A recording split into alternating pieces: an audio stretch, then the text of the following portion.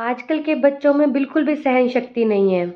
मेरी बेटी की पीटीएम थी और मैं उसके साथ पीटीएम पे गई, तो उसकी मैम ने उसकी प्रोग्रेस रिपोर्ट के बारे में पूछा, तो मैंने सिर्फ़ इतना कहा कि मैम आजकल ये पढ़ नहीं रही है, ध्यान नहीं दे रही अपनी पढ़ाई पे। तो उसकी मैम को भी यही लगा, उसने भी बोल दिया कि हाँ, थोड़ी-सी वीक चल रही है, आजकल बातों में ज़्यादा ध्यान है इसका।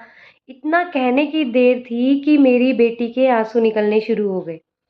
मतलब हम अभी उसको डाँट भी नहीं रहे। उसको सिर्फ उसके बारे में बात कर रहे हैं और उसका रोना शुरू हो गया।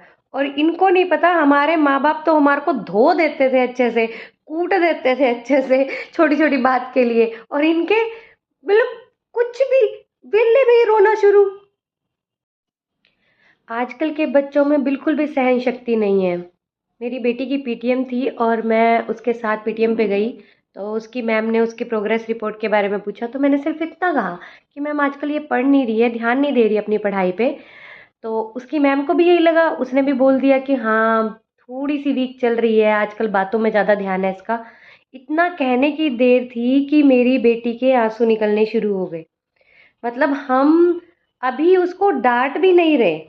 उसको सिर्फ उसके बारे में बात कर रहे हैं और उसका रोना शुरू हो गया।